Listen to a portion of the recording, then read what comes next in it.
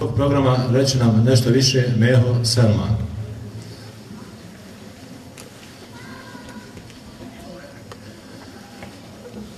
Kao što rekli smo, razlog našeg okupljanja je 1. mart, dan nezavisnosti Bosne i Hercegovine, stoga ovaj program počinjemo interniranjem Republike Bosne i Hercegovine. Ja bih vas molio da ustanete.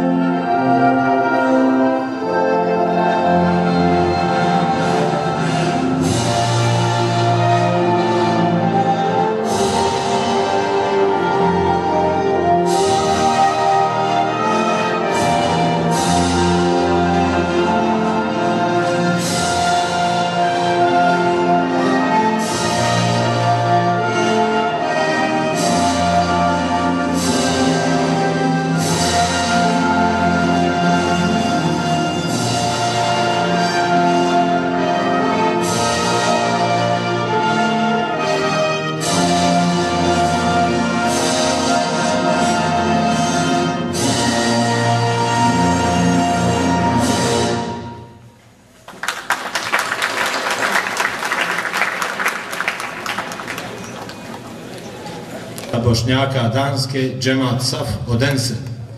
Kulturno-umjetničko društvo KUD Behar Odense. BH Radio kao generalni sponzor ove manifestacije. I Kulturno-sportski centar Bosna i Hercegovina. Sa nama su večeras naravno i gosti iz Bosne i Hercegovine. Naime, radi se o kulturno-umjetničkom društvu Osman Džafić iz Prijedora.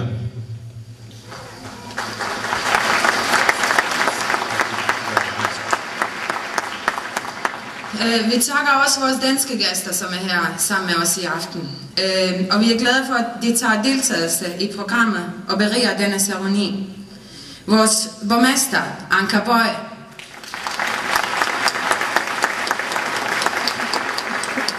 folketingskandidat Trine Bramsen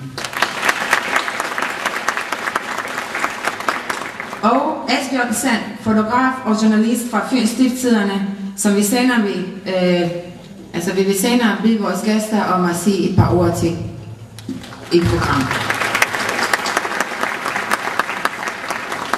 Ja bih sada pozvao Mehu Selmana da nam nešto kaže više o prazniku 1. martu, danu nezavisnosti Bosne i Hercegovine. Izvoli Meho. Gospodine ambasadore države Bosne i Hercegovine u Kraljevini Danskoj, kære borgmester Anker Boje, kære folketingskandidat Trine Bramsen, dragi naši gosti iz naše domovine, iz Bosne i Hercegovine, iz naše lijepe bosanske krajine, iz grada Prijedora, dragi gosti iz KUD Osman Džafić i dragi zemljaci, poštovani posjetitelji ovoga aranžmana. Ispred organizatora ovoga večerašnjeg skupa i u svoje lično ime imam veliko zadovoljstvo da kažem da smo svi skupa presretni što vas jeli, što smo se ponovo ovako okupili na jedan od najznačajnijih datuma u povijesti Bosne i Hercegovine. Bez ikakvog pretjerivanja možemo kazati da je 1. mart, dan nezavisnosti Bosne i Hercegovine, da je datum koji će do sudnjeg dana ostati u povijesti Bosne i Hercegovine.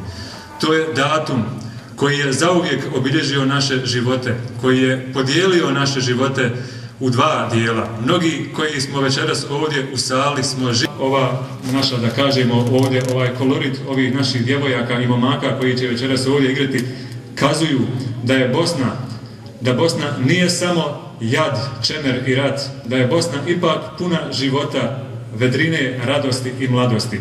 I zbog toga još jednom ponavljam, u ime organizatora i u lično ime izražavam svoje ogromno zadovoljstvo što su sa nama večeras i naši i moji Prijedorčani koji će večeras se predstaviti svima nama ovdje i stoga i još jednom pozdravljamo. Na koncu ovoga obraćanja želim još samo da kažem u ime organizatora, u ime sviju nas koji smo bili u odboru i oko odbora, želim i u svoje lično ime, znači da svima skupa koji ste večeras ovdje da vam čestitam dan nezavisnosti, 1. mart, dan nezavisnosti Bosne i Hercegovine, uz napomenu da je emisija BH radija utorka 1. marta koja se emitira potpuno posvećena danu nezavisnosti. Još jednom hvala vam što ste se odazvali, što ste došli večeras, svako dobro svima skupno. Dragi sugrađani, nakon određenog vremena ponovno smo skupa. Drago mi je da je to jedan datum koji obilježavamo večeras, kao što su prethodnici rekli, koji je trajno ostavio traga na kako našu historiju, tako sadašnjost, a vjerujem i budućnost. Želim i posebno da se zahvalim domaćinima koji su uvijek, posebno od ove dense, spremni na svojim ulaganjem da učini korak dalje, da okupe veliki broj posjetitelja, ali da se zahvalim našim danskim prijateljima, gospodinu gradonačelniku i dragoj Trina, na učešću u večerašnjem programu, jer vjerujte koliko god da mi sami upućujemo poruku prema sebi, toliko je bitno da je upućujemo i prema domaćinima, pogotovo kada su ovako susretljeni. Ja bih iskoristio ovu priliku i da vas napomenem da bi bilo jako dobro da to uvijek imate u vidu i kada treba uzvratiti dobrodošlicu. A to ćete najbolje raditi onoga trenutka kada...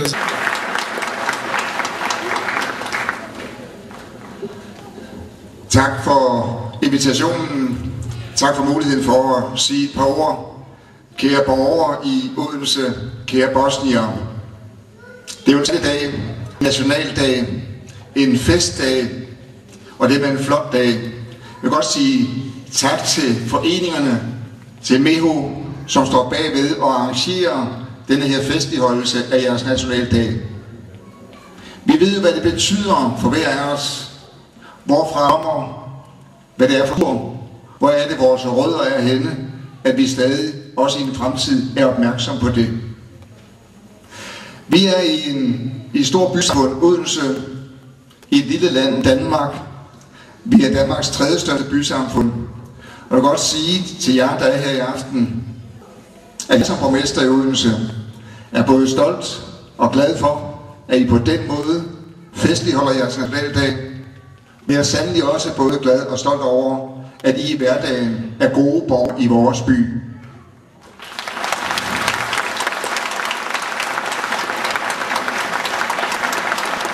I ved vores by, og så er vi ansvarlige for den i fællesskab. Jeg vil ikke sige tak for den hverdag, I giver Odense. Jeg vil også sige tak til jer, fordi I på den måde holder fast i de rødder, I kommer fra. I er med og beriger vores samfund. Fortsat rigtig god nationaldag, og tak for invitationen. Men vores næste gæst på programmet er jo en, som...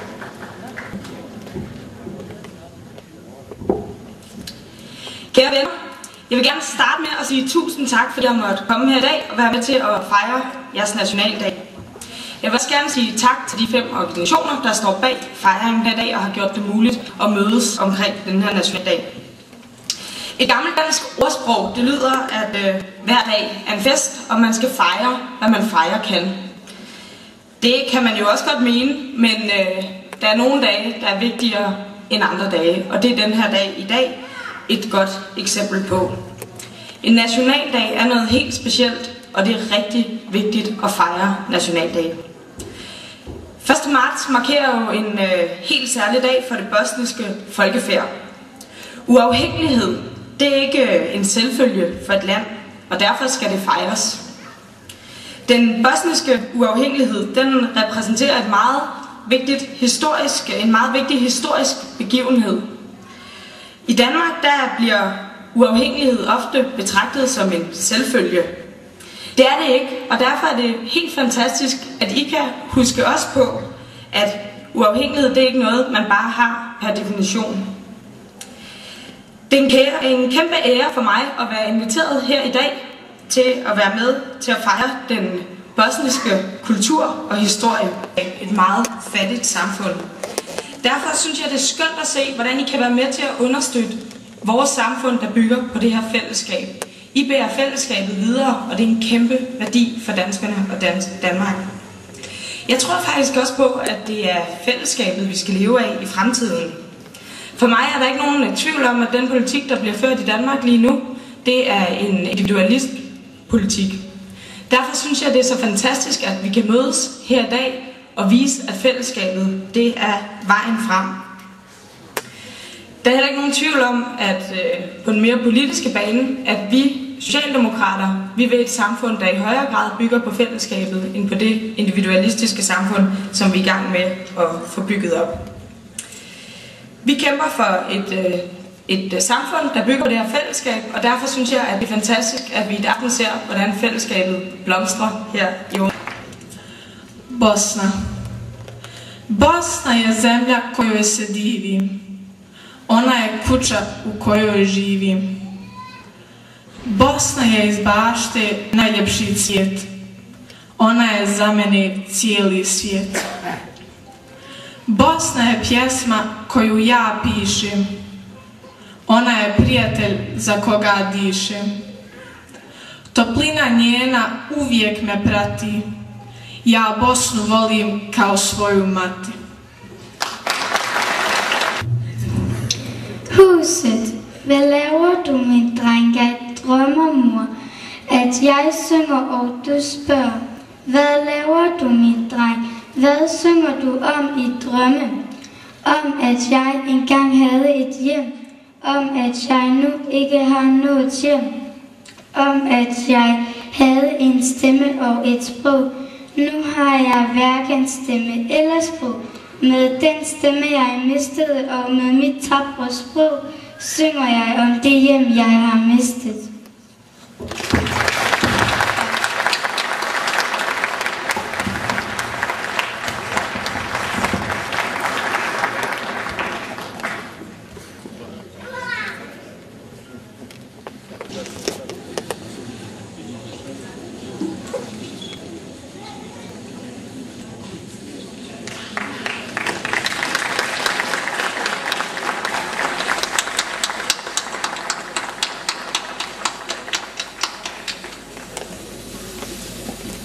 Naspijte se malo.